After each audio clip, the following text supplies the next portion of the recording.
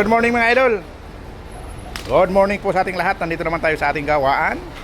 Yan dito sa Villarica Road, Santa Rosawan, Marilao, Bulacan. In between of Royal Storage in Slaughter House. Ayan, ginagawa ni Kabubog Louie itong mga cabinet natin sa 4A. Yung shelf. At yung kay Boss Chris mga idol, ayan na yung dalawang awning. Nagawa na. Ayan, nakuha ko na yung lista ng tempered glass natin kasi tempered po yan. At dito mga idol, ito yung pinto nya, ayan o, wood finish. Ayan mga idol o, napakalaki po yan, 6 inches po yan. Papakita ko sa inyo mga idol. Ayan, Honor Home brand.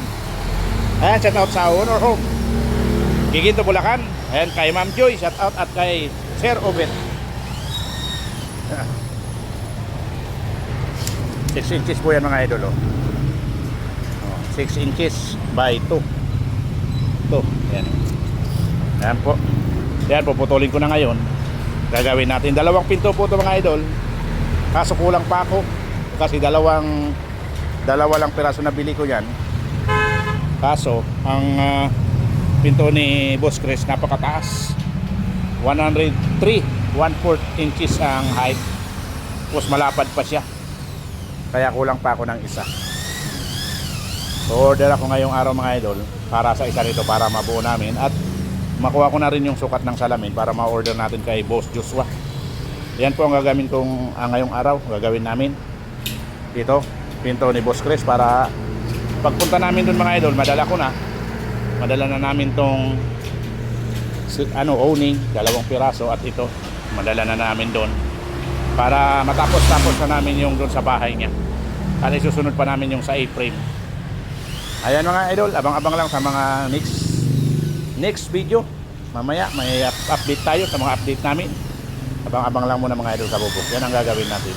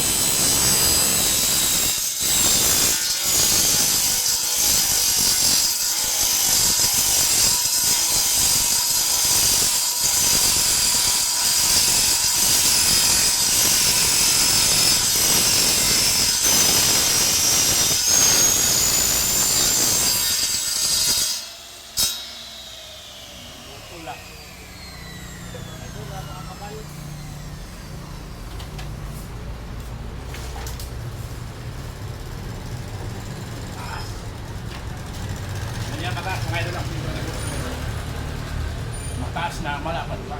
Dito ang maganda. Sabi na yun.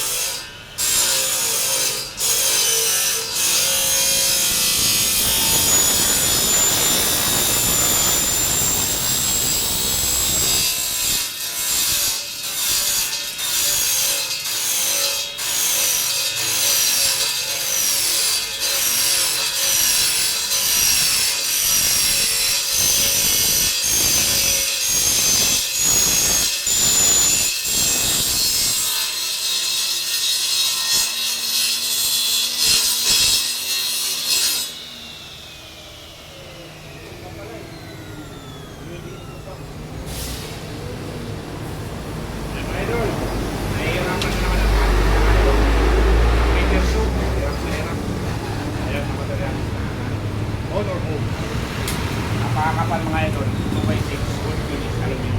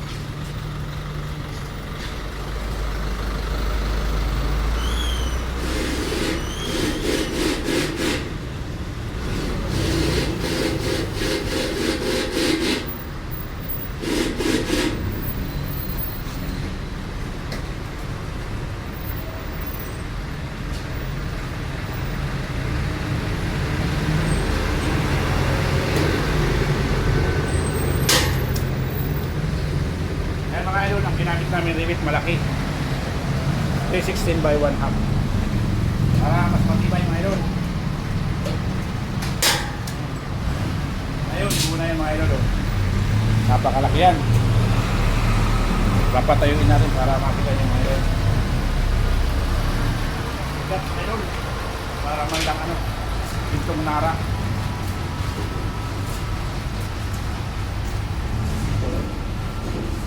Ayan mga idol. Oh. Kalaki-laki ng pinto dito stress. So, basta kaya ang tao dito. Yan.